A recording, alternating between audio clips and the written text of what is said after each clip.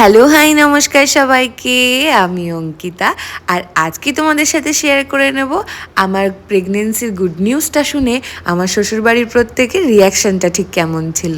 আমি আমার একটা ছোট্ট ডল নিয়ে ব্যাপারটা সবার কাছে শেয়ার করেছিলাম। আর এদিকে তো দেখলি সকাল সকাল আমার মামি শাশুড়ি, আমার মাসি শাশুড়ি আর সব মানিরা এসে যে আমার গুড নিউজটা পেয়ে আর থাকতে পারলো না, যে চল এবার সবাই মিলে তো শ্বশুরবাড়ি একসাথে হামলা করা হবে।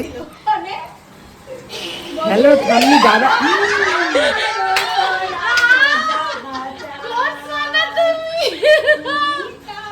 ধরো ধরো ধরো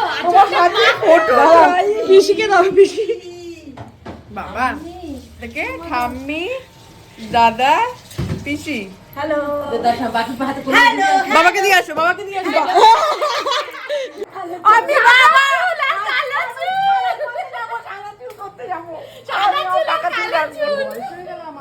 আমার প্রেগনেন্সি জার্নিটা কিন্তু 2025-এর শেষে শীতকাল দিয়ে শুরু হয়েছিল, আর এখন কিন্তু এখানে হিসাব করা শুরু হয়ে গেছে। কাকা কিছু ফিলিংস আছে আপনার? কাকা ও কাকা তো কাকা দেখো কাকাকে দেখো। এখানে সবাই অপেক্ষা করছিল আমার শ্বশুরমশাই কখন বাজার থেকে ফিরবে, আর সে বাজার থেকে ফেরার পর তাকে সবাই নিউজটা জানাবে।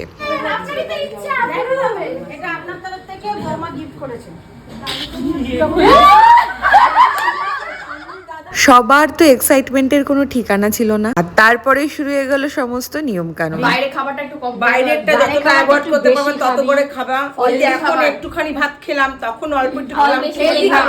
বেশি করে খাবি, বাইরের খাবার বেশি খাবি।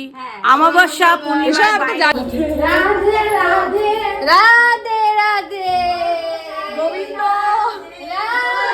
এবারে সবাই চললাম দল বেঁধে আমার সতীন মানে আমার দিদি শাশুড়ির বাড়িতে।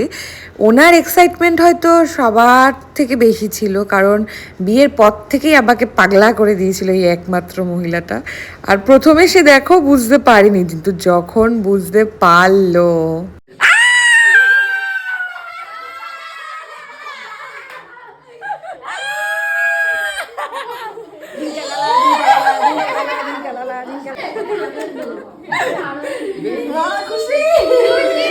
সবার তো খুশির আর ঠিকানা ছিল না। তো আজকের মতো খুশির সাথে এই ভিডিওটা এখানেই শেষ করলাম। আসতে চলেছে কিন্তু এরকম প্রচুর প্রচুর সুন্দর খুশির ভিডিও। সবাই সাথে থেকো, পাশে থেকো আর সুস্থ থেকো।